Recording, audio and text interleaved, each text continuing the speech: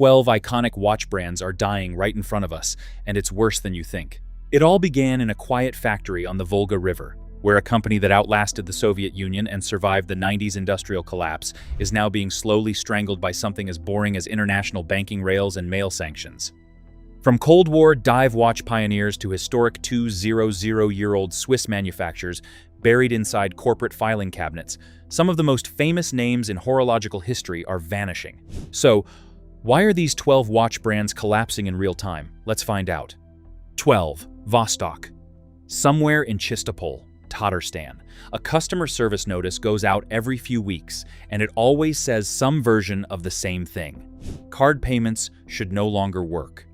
Shipping now runs through Serbia, Turkey, or the United Arab Emirates, because Russian Post can't fly straight into Europe anymore. Sometimes a watch shows up in 2 weeks. Sometimes it takes 8. This isn't the retro-styled Lithuanian company that borrowed the name. This is the original factory, in the original city on the Volga, building dive watches for actual Soviet divers since 1942. Collectors on WatchUseek and WatchCrunch still trade stories about the Amphibia and the Komandirsky, watches so cheap and so tough they became cult objects among people who could easily afford something Swiss instead. The Amphibia's case was designed so water pressure actually seals the crystal tighter the deeper you dive. A piece of Cold War engineering nobody bothered patenting because nobody outside the USSR was supposed to see it. The factory survived the collapse of the Soviet Union.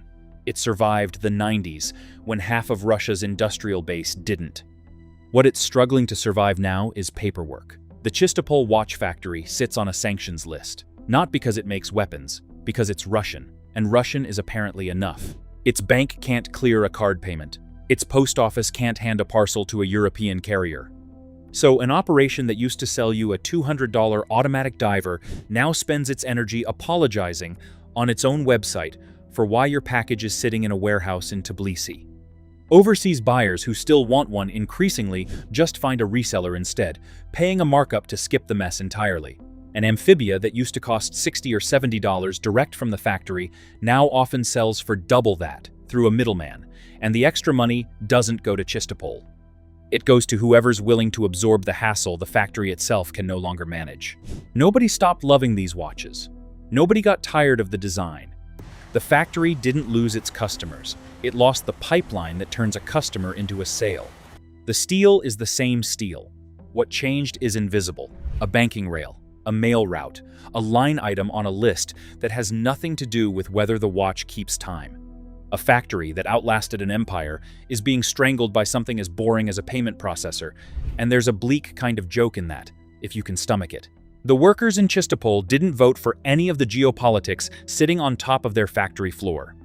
They just wanted to keep building the same watches they've built for over 80 years, and right now that's the hardest part of the job, harder than anything involving a lathe or a mainspring ever was. That one's quiet. The next one is loud, and it's happening to a name you've probably worn. Before we move on to the next part, let me tell you this. Most people don't realize this, but buying a watch the wrong way can cost you thousands, and you won't even notice it until it's too late. That's why I created a complete insider guide to buying watches. The goal is simple. I'll help you stop guessing and start buying smart. You'll find the guide in the pinned comment and description. Now, let's move on to the next part. 11. Concord. Ask a Movado outlet clerk about Concord, and watch them pause. It's still around, technically. It's on the website. It's in the case sometimes. But Concord hasn't had a real dealer network in the United States since somewhere around 2013. In the 70s and 80s, this was the label for Wall Street. The original Delirium, launched in 1979, measured 1.98 millimeters thick, the thinnest watch in the world at the time. Thin enough that owning one said something about you before you said a word. A later version in the same family pushed that down to well under 1 millimeter, a record that reportedly still stands. Jimmy Connors wore Concord. Bjorn Borg wore Concord. In 1945, Concord clocks were given to Churchill and Stalin at Potsdam, a strange little historical footnote for a label that would spend the next 80 years chasing that same prestige and mostly missing it. Movado bought Concord in 1970 and kept it running for decades. Then in 2004, Movado bought Ebel and attention moved. By 2007, most of Concord's dealerships were closed. What was left drifted into a gray market, watches showing up in odd places with nobody officially standing behind them. On watch forums today, the same question resurfaces every year or two. Does anyone still make these, and does anyone still care? The replies mostly trail off into silence, or a link to a used listing nobody can verify. A vintage delirium in decent condition can still fetch several $100s among the handful of collectors who know what it once meant, which is a strange kind of afterlife. A watch worth more to strangers online than to the company that still legally owns the name. So, Concord isn't dead. Concord is stranger than dead. It's a name still legally breathing, occasionally releasing a model, sold mainly out of Movado's own company stores to people who stumble across it by accident, without a marketing budget, without an ad campaign, without anyone at the parent particularly rooting for it either way. Movado's own annual reports barely mention Concord by name anymore, which tells you almost everything about where it sits on the priority list inside a company that owns 9 other names competing for the same shelf space. A watchmaker that quietly stopped mattering is a stranger story than one that collapsed outright, because nobody had to decide to kill it.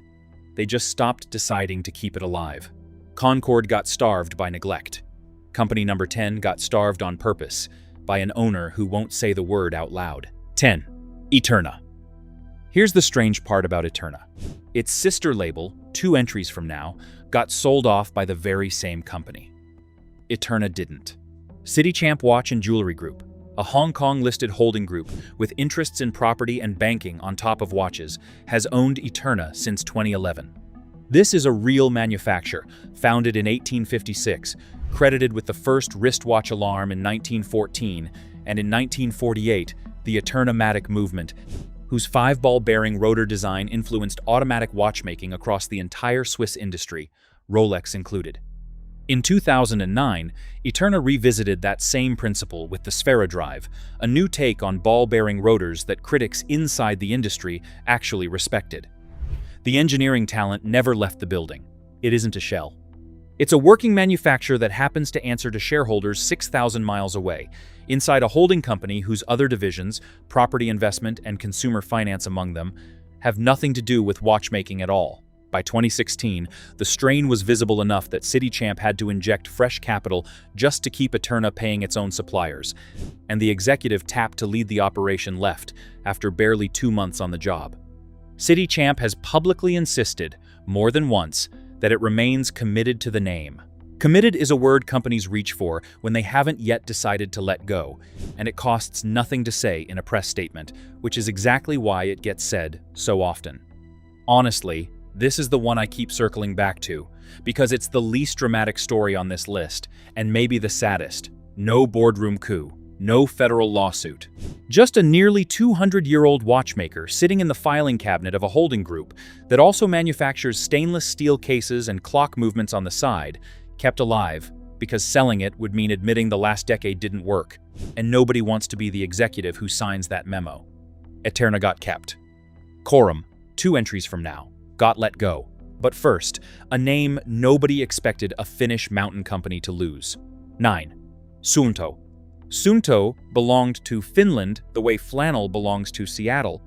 Founded by Tuomas Volonen in 1936 on the strength of a better compass design, it built the instruments serious mountaineers actually trusted with their lives, long before anyone called them wearables. In 1998, Suunto released the wrist-top computer, credited as one of the first watches to combine an altimeter, barometer, and compass on the wrist, a category that outdoor brands are still copying today, often without crediting where the idea came from.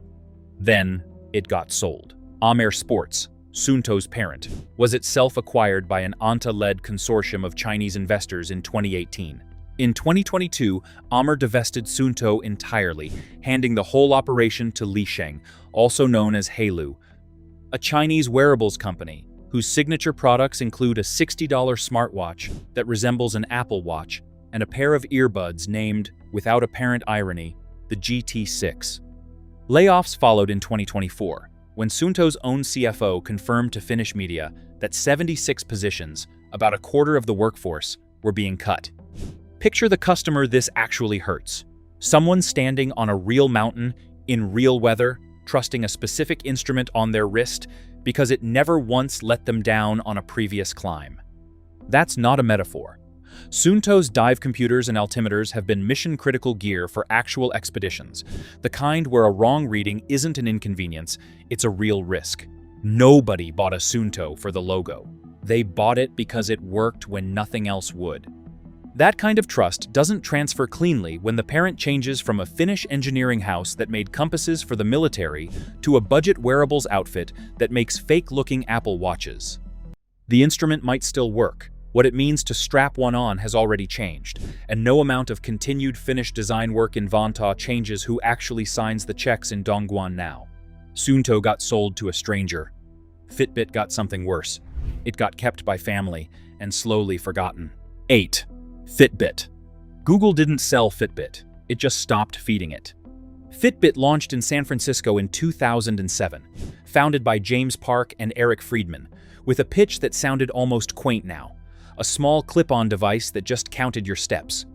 It spent over a decade as the default name in wearable fitness tracking, before Google completed the buyout in 2021 for more than $2 billion. No new Sense model has shipped since. No new Versa either. The last hardware, the Sense 2 and Versa 4, launched in September 2022, a month before the Pixel Watch arrived, to compete against them from inside the very same parent. Since then, the pattern has held. Strip a feature, wait a year, strip another. In April 2025, Google switched off Google Assistant on Fitbit devices entirely, the same voice feature it had introduced 5 years earlier. That October, Fitbit.com itself closed, redirecting to Google's own store with a banner reading cheerfully, "You made it!" Google Store is your new home for all things Fitbit. You made it, as if getting folded into your parent's storefront is an arrival and not a burial. Google has since confirmed that Fitbit accounts not migrated to a Google account risk losing their stored data entirely, so even your own workout history isn't safe from the consolidation. Park and Friedman left Google years before any of this, their names barely mentioned anymore, in coverage of a brand that once carried their vision into millions of households. So many of us assumed Fitbit lost to Apple Watch. It didn't. It lost to its own parent, who decided one wrist-worn product line under one roof was one too many, and picked the newer one. Fitbit still exists as a fitness tracker name for people who don't want a full smartwatch. But the thing that made it a genuine smartwatch competitor is gone, deliberately, on a timeline Google controlled from the day it wrote the acquisition check. Would you still wear a Fitbit smartwatch today? Yes or no? Drop it below. Fitbit got quietly euthanized by family. Quorum's Chinese owner let go on purpose and got something rare in return. 7. Quorum. In 2025, something almost nobody predicted happened. A Chinese holding group sold a Swiss watchmaker back to Swiss hands, and it looked less like a rescue and more like a shrug. Shot. CitiChamp bought Quorum in 2013. Quorum itself dates to 1955, best known for the coin watch, an actual gold coin machined into a case, and the Golden Bridge, a movement built in a straight baguette line instead of a circle. For 12 years under CitiChamp, the operation limped along, never quite disappearing, never quite thriving. Then a management buyout, led by Hasso Mehmedovic, a man who'd started at Quorum 15 years earlier as a working watchmaker before climbing to head of sales, brought the company back under Swiss control, with backing from investors who didn't want their names made public. Mehmedovic's own words when the deal closed were pointed. He thanked CitiChamp for showing sincere goodwill, then said Quorum was returning to a place it should never have left. Read between those diplomatic lines, and you get the real story. The owner that took over in 2013 spent over a decade failing to make Quorum work, then let it go the moment someone offered to take the problem off their hands. Mehmedovic is now planning a full relaunch of the collection for 2026, essentially rebuilding the identity his own former employer had let go slack. He described the goodbye from CitiChamp as constructive, careful language for what amounted to a decade-plus write-off finally being closed out on somebody else's books instead of theirs. The unnamed Swiss backers behind the buyout are betting that a brand run by people who actually understand the collection will do what a distant shareholder base in Hong Kong never quite managed. And here's the pattern worth sitting with. Quorum got saved specifically because its owner gave up, not because anyone rescued it from a position of strength, but out of plain exhaustion. A watchmaker's best chance at survival right now might not be a loyal parent. It might just be an owner tired enough to finally let go. One owner let a company walk. The next owner never wanted the company in the first place, and the math shows it. 6. Girard Perregaux. Do the math on this one, because the math is the whole story. When Kering, the fashion holding group behind Gucci and Saint Laurent, bought its way into Girard Perregaux, the manufacturer was turning over roughly 180 million Swiss francs a year, a house founded in 1971 and still famous for the Three Golden Bridges movement, first shown in the Esmeralda pocket watch that won a gold medal at the 1884 Paris Universal Exhibition. Kering took a majority stake in 2011, about a year after longtime owner Luigi Macaluso's sudden death left his family looking for a buyer. Ulysse Nardin's founding family sold for similar reasons in 2014, 3 years after owner Rolf Schneider passed away too. Both companies changing hands, not through ambition, but through grief. The Three Golden Bridges design is a true rarity in watchmaking. 3 separate bridge-shaped plates hold the mainspring, gear train, and escapement in a straight visible line across the movement. An architecture almost nobody else in the industry has ever attempted to copy properly, because it's brutally hard to build. That's the kind of engineering identity Kering acquired in 2011, alongside a name most jewelry store shoppers had never heard of. Kering folded both houses into a single factory in La Chaux-de-Fonds. By 2020, that consolidation had cost about a quarter of the combined workforce their jobs. By the time Kering sold both companies back to their own management in January 2022, Morgan Stanley estimated the combined pair was turning over roughly 50 million euros total, with operating losses of about the same size. Kering's own statement about the sale used phrases like sound foundations and long-term development. Strip the corporate language and what's left is simpler. A house that makes handbags decided it couldn't make a founder's life's work profitable and walked away rather than keep trying. Girard Perregaux is independent again now, back under Patrick Pruniau's own management team rather than a fashion conglomerate's org chart. Independent, in this case, is another word for released, and the watchmakers on the factory floor in La Chaux-de-Fonds are left to prove, all over again, that the Three Golden Bridges are worth more than what a spreadsheet in Paris once said they were. That's what a fashion conglomerate does to a watchmaker it can't fix. Number 5 shows what the same conglomerate logic does to a handbag house instead. 5. Kate Spade. 10 straight quarters. That's how long Kate Spade's sales had fallen, year over year, by the time Tapestry finally said the number out loud on an earnings call. In August 2025, Tapestry, Kate Spade's parent, and also the owner of the Coach label, announced an $855 million write-down on the label. Fourth quarter sales had dropped 13% to $252,600,000, the weakest fourth quarter since the pandemic. A retail analyst told the press, plainly, that Kate Spade doesn't know who its customer is anymore. Not cruel, just accurate, and worse for it. Walk into one of the remaining stores, and the shelves still carry the same colorful spade motif that made the label famous in the early 2000s. But the newer designs sit next to markdown signs more often than not, the visual language of a brand still figuring out what decade it's supposed to be dressing. Meanwhile, Coach, its sibling under the same roof, grew 14% that same quarter, and Tapestry's stock had nearly tripled over the prior year on Coach's strength alone. So this isn't a story about a whole house failing across the board. It's a story about a house succeeding hard enough in one direction that it can finally afford to admit failure in another, out loud, in a regulatory filing, on a call with analysts who had been waiting years to hear it. Tapestry's own chief executive told the room the coming year would deliberately pressure Kate Spade's revenue further before it gets better, trading short-term pain for a hoped-for reset. Watches carrying that spade and stripe logo are a footnote to something much bigger. A fashion house admitting, on paper, that a label it owns has stopped being worth what it once said it was. Tapestry also sold Stuart Weitzman that same year for about $450 million less than it paid to acquire it. Kate Spade is what's left of a shopping spree.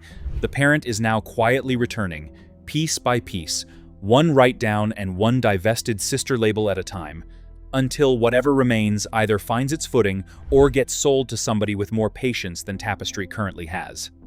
Same conglomerate math, different watchmaker, and this one's numbers are even starker. 4. Ulysse Nardin. Ulysse Nardin traces back to 1846, a name built on marine chronometers, so precise that the house supplied thousands of them to naval fleets across the world over the following century.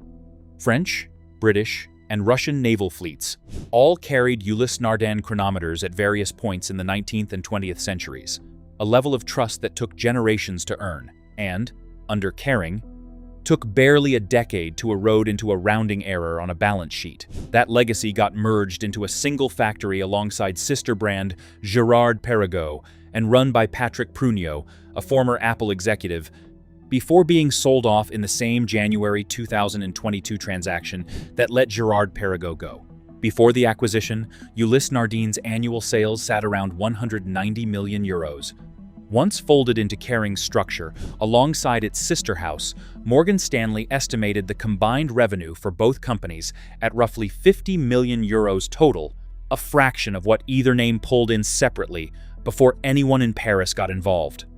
So, 2 centuries of watchmaking heritage, folded into somebody else's org chart, shrunk to a rounding error, then handed back with a press release calling it independence. Morgan Stanley's own analysis of the sale wasn't sentimental about it either, noting that Caring was, for the first time in over 20 years, free of any problem child in its portfolio. A problem child. That's the phrase a Wall Street analyst used for one of the oldest watchmaking names in Switzerland, and the analyst wasn't wrong to use it, because that's exactly how the numbers read from inside a spreadsheet. Heritage doesn't show up as a line item, revenue does. And revenue decided Ulysse Nardin's fate long before anyone in Geneva got a vote. The chronometers that once helped a captain find his position in open ocean are now just trying to find their footing in a watch market that spent a decade barely noticing they existed. That's what happens to a watchmaker inside someone else's spreadsheet. Number 3 is the spreadsheet itself, blowing up in federal court. 3. Michael Kors. In October 2024, a federal judge blocked an $8.5 billion merger, and Capri Holdings, the group that owns Michael Kors, lost close to half its stock value in a single stretch of trading. The deal would have folded Michael Kors, Versace, and Jimmy Choo into Tapestry, the same house that owns Coach and, as it happens, Kate Spade. The Federal Trade Commission sued to stop it, arguing the combination would kill competition in the affordable luxury handbag market. The court agreed. By November, both companies had walked away from the deal entirely, and Tapestry's stock rose to a decade high the same day Capri's cratered. What followed for Capri wasn't recovery. It was a fire sale. Versace went to Prada for $1.4 billion, a fraction of what Capri had once hoped it would fetch. Capri posted a fourth-quarter net loss of $645 million, driven partly by a tax valuation hit tied to the collapsed deal. Michael Kors itself, the group's biggest earner, saw sales sink 14% in a single quarter, with operating income down 42%, and Capri closed 139 stores in the fallout. Chairman John Idle told analysts, "The plan going forward is a straightforward turnaround. No acquirer, no rescue, just Michael Kors carrying the weight alone." Shoppers walking through outlet locations over the past year would have noticed the promotional signage everywhere, discount stacked on discount, the visible sign of a label trying to move inventory while its parent company sorts out what happens next. The whole accessible luxury category Michael Kors helped invent, watches and handbags priced just high enough to feel aspirational and just low enough to actually sell, is under pressure across nearly every name in it right now. Which is exactly why losing the safety net of a bigger merger hit this particular company so hard. There was no fallback plan sitting in a drawer somewhere, ready to go the moment the judge ruled. Here's the part that should bother anyone who owns a Michael Kors watch. This label's survival plan was, quite literally, to stop existing as an independent business. When regulators said no, there was no plan waiting in reserve. Capri is now running Michael Kors alone, the way it was supposed to before anyone dreamed of an $8 billion exit, with half its market value gone and Versace already out the door. A blocked merger nearly sank that one. Number 2 hasn't been blocked or sanctioned. It just got quietly marked down by half by the 2 firms who own it. 2. Breitling. Breitling looked like the success story in this entire list, right up until its own owners quietly marked its value down by half. CVC Capital Partners bought Breitling in 2017 in a deal valued at more than $800 million. From there, revenue climbed hard, from an estimated 360 million Swiss francs in 2018 to a peak near 870 million by 2023, pushing Breitling from the 17th biggest Swiss watchmaker to 9th in the same stretch. Boutiques multiplied to match, and the house now sells around 160,000 watches a year. In December 2022, CVC sold majority control to a second private equity firm, Partners Group, while keeping a smaller stake for itself. Two private equity owners now share the same watchmaker instead of one. Let me pause on this one for a second, because the growth story has a shadow underneath it that's easy to miss if you're only counting boutiques. According to Morgan Stanley and Lux Consult figures reported by trade outlet WatchPro, Breitling's estimated revenue has since slipped from that 2023 peak to around 820 million Swiss francs in 2025, with retail equivalent sales sliding from roughly 1.2 billion down to 1.1 billion over the same period.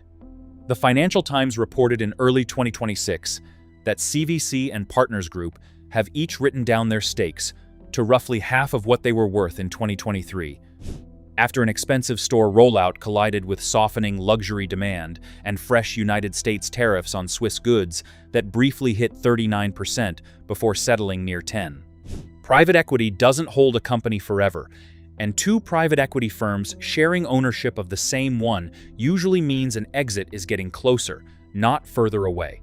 Breitling isn't in the kind of trouble Vostok or Concord are in. It's the healthiest-looking patient on this list, and its own owners just cut its value in half in writing, in the same period they're supposedly preparing to eventually sell it. Nobody in that boardroom is confused about what a markdown like that actually signals. Every name so far lost to a spreadsheet, a sanctions list, or a boardroom vote from a distance. Number one is the boardroom vote itself, happening to the two men who built the company. 1. Bremont. Nick and Giles English started Bremont to build something that barely existed anymore, large-scale British mechanical watchmaking, built by hand, at home. For years, that story worked. Investors loved it. In 2021, the brothers opened The Wing, a new production facility with rows of machinists bent over movement components under bright white light. The first operation in over 50 years to manufacture mechanical movements at scale on British soil. Bill Ackman, the hedge fund billionaire, bought a stake in 2023 because he truly liked the watch, enough to send the founders a handwritten note before he ever sent a dollar. Then the numbers caught up with the story.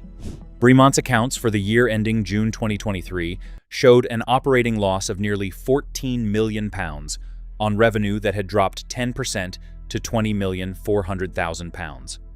Cash reserves fell from £17,100,000 to £3,100,000 in that same 12 months. David Serrato, an outside executive with no prior history at the firm, was brought in as chief executive in May 2023 to fix it, replacing the founders in day-to-day control for the first time since they started the business. Ackman's stake kept growing. By 2024, his investment vehicles, Bremont Long-Term Trust, and Hellcat Acquisitions controlled 63% of the business between them.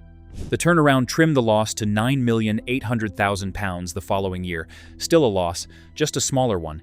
Nick and Giles are still there. They're still called founders, and Bremont is still, technically, a British watchmaker built by two brothers.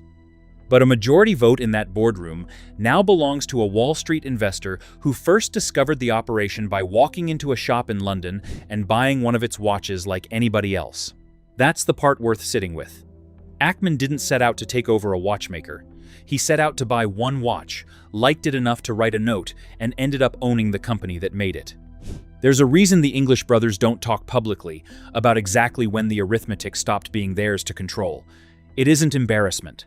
It's something closer to grief, the specific kind that comes from watching something you built with your own hands get saved by someone else's money, on someone else's terms. Investors get a turnaround story.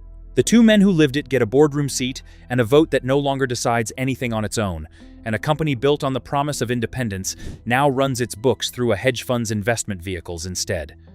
The business survived. The two men who built it just don't get the deciding vote in their own boardroom anymore, and no press release is ever going to say that plainly.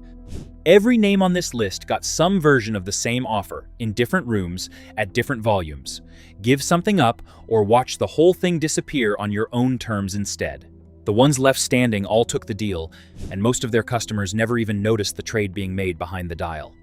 Nobody stamps a dial with who actually controls the company behind it. No ownership disclosure next to the serial number. No footnote about which fund or which sanctions list is sitting quietly behind the brand name. Maybe they should. Do you have any watch from these?